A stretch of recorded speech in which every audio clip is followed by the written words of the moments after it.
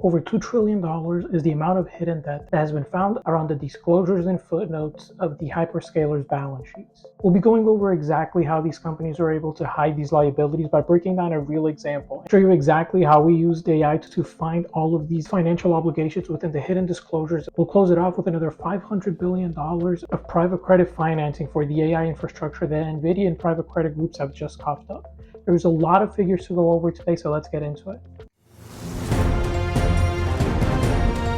If you've been keeping up with the news about the AI infrastructure build-out, you've probably heard the narrative that these companies are using largely their cash flows and their cash reserves to finance these extensive increases in CapEx spending directly correlated to the AI infrastructure build-outs. Although that may seem like it's true, when you take a closer look at the disclosures and the footnotes of these companies, you'll start to notice something a little bit different. Now, before you jump in the comments and start writing private credit, but they're not the key part of what makes this such an intricate and complicated web of financial obligations where these companies are ultimately able to hide what amount to billions of dollars in real commitments that they have to cough up if need be. So today, to see exactly how this works, we're going to break down a very real-world example of how this works by following the joint venture between Meta and Blue Owl Capital to build a data center in Richland Parish, Louisiana. Let's look at the details. This text that you see here is coming from Meta's reporting, so we here refers to Meta. As you see, Blue Owl Capital, which is just a private credit firm, is the investor in this situation.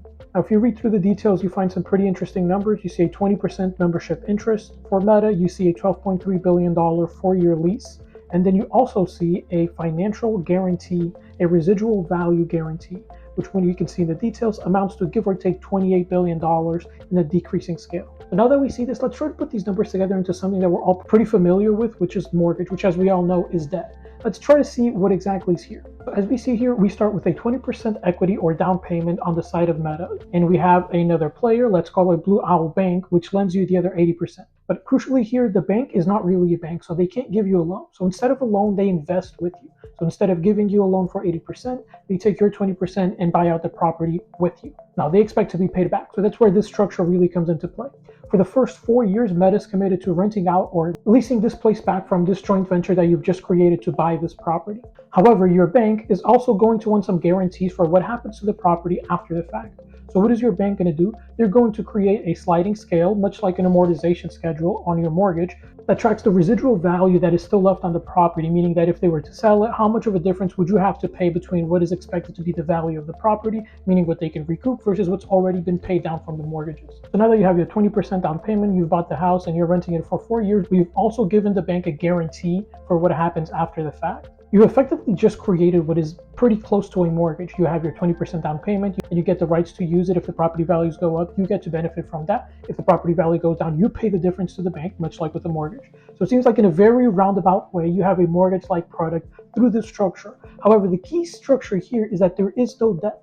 So as a publicly traded company, which Meta is in this example, you wouldn't have to publish this in your financial statements because it's officially not debt. Now, let's start with the fact that this is all legal. So let's see, what exactly did Meta commit to here? They've committed to a 4-year, $12.3 billion lease, which starts in 2029. This won't show up on their balance sheet until it starts. But at the same time, they also signed up for a residual guarantee of at a most $28 billion, which to me sounds a lot like debt or financial obligation. Now, just like we explained in the mortgage example, this will be amortized over time. So the longer Meta is able to rent out this place, meaning if they release it again after the 4 years, which they do have the right to release for up to 20 years, they could potentially pay down the whole commitment that they owe just through leasing back the property. So they do get all of those advantages of essentially property ownership without any of the obligations of disclosing it as such. What I do find to be the most interesting part in this disclosure is some of the little details. I've noticed that in this situation, Meta claims that we are responsible for the construction management, administrative, and property management services. They are the ultimate benefactors because they're going to be using most of, if not everything, that gets taken from this data center, and they are ultimately the financial obligators that have to make up any differences in financial losses if some arise. But yet in the same disclosure, they claim to not direct the activities that most significantly impact the venture's economic performance. Something very interesting, since it seems like they are the exclusive party who can impact the economic performance of this venture. Or if you're just a startup founder, an executive, or an everyday investor, the real question becomes, Meta is just one and probably the smallest of the 5 hyperscalers that are currently building out AI infrastructure. What exactly is hiding in the other disclosures, and how much of this shadow deck could really be hiding in all of these balance sheets? What we decided to do this week to give you a real kicker of how we use our AI tool is to go a little bit out of the business use cases that we've done so far and show you how we also use this AI tool for our own personal discovery. Our tool does already have some built-in features for finance research specifically, but what we've done is we've created an automated flow that goes into the balance sheets of the large big tech hyperscalers, and it tries to find exactly this. What we find is pretty alarming and a pretty big number, but don't forget to like and subscribe to stay connected and stay ahead of the innovation curve and keep learning. We'll continue to bring you all the latest AI news and real world examples of how you can use open source AI to get these same exact results in your financial research. Let's dive into it. All right, here we are back inside our AI operating system. As I mentioned earlier, we tend to use this a bit more for business and things like the examples we've shown you before, but this is actually a pretty robust AI operating system that we even use for our own personal AI uses, like our chats and our own task automations for things like research. Now, because our system does have our semantic layer attached to it, we can actually see all of our data in one place, including things like all the company filings, reports, and all the data involved with it that you could get from things like Edgar and Fred. And we have it all connected in one place, just like we have the other data that we've shown you before, all in the same operating system that we use. So you see, if we want to look up a company, we could pick that company stock, and it gives us all this information that we have. It gives us their financial price, the financial data involved with it, any reports that we might want to see, but also importantly, it gives us the filings. And this is what we were looking at today. We created what we usually do. We created a task-based automation system that goes through and identifies the financial statements of this company. So in this case, we picked Meta. So it's going to go ahead and get all the filings of these companies as you see here. Now, the beauty of our system is that once you give it a list of items as the output, it's going to automatically take all of those items and one by one search through them. So what we did is we went through all of the 10Q and 10K filings that Meta has had over the last 8 quarters to try to identify any of these shadow debt positions that we were looking for, including any off-balance sheet transactions, anything as such. So what we did is we set up a task-based automation work where we got all of the financial statement links using our built-in semantic system. This is something that we were already using for the data that we showed you here. We could use it as part of our task flow automation. We went ahead, we got all the links, we sourced through them neatly, and then we went ahead and we fed it to our local AI. We used, again, a Mistral model for this, and it did some research. So for each one of the filings, it went ahead and did research. So you're going to see there's a bunch of filings. So here's the nice thing that it does. It doesn't just tell us what exactly is going on. It tells us the numbers, but it also tells us where we could find it. So if I wanted to make sure everything is going okay, I could go up, pick the financial note, open it in a new tab, and find that note 12 and see exactly what it is that we were looking at. So when we go ahead and we look at it here, go back up. So we have the note 12 here, $32.8 million, and we see that same number being here in the report. So it's actually very easy for us to verify all the information here. So we have it for all the financial statements that it has. So I'm just going to go ahead and scroll all the way down to the bottom, because then at the bottom you see it brings all of those other statements together into one place where it aggregates everything. We give it these different personalities, where if I could just show you real quick what our model personalities look like.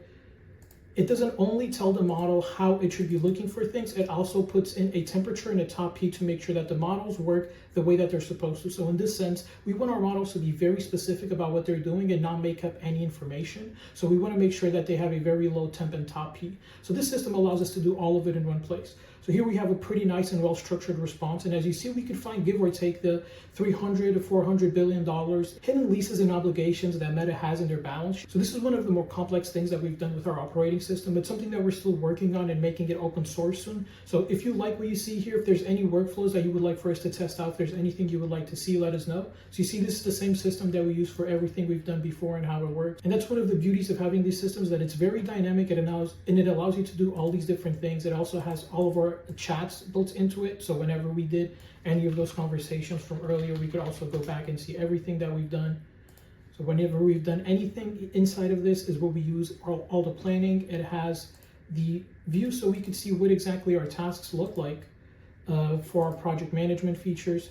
It's everything all in one place, and that's really the goal of what we're trying to get at with this operating system, is for it to be one tool where you can do all of your work and have everything you need all in one place. All your AI needs, all your workflow needs, all your systems all linked up into one place through one semantic layer, everything protected, and in your own server. That's what our operating system aims to do. If you would like to be alerted once we do make it open source, make sure to subscribe to our newsletter. We'll be announcing it there once it does become open source, and by then we should be able to start helping people onboard this AI operating system into their own businesses.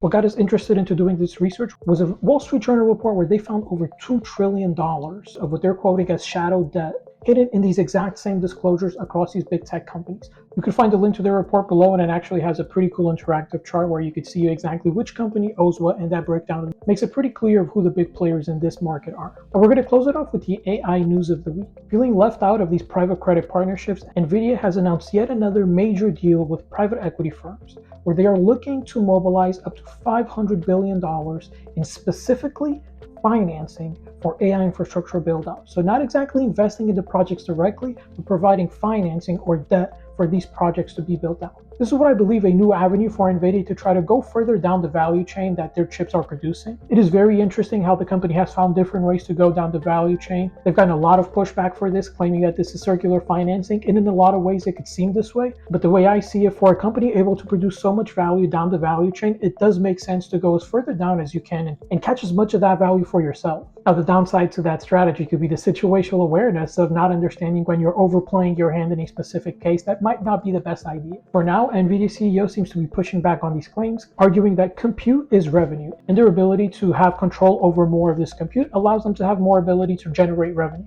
Now, to close off the AI news of the week, let's go over what we're calling LARPing morality.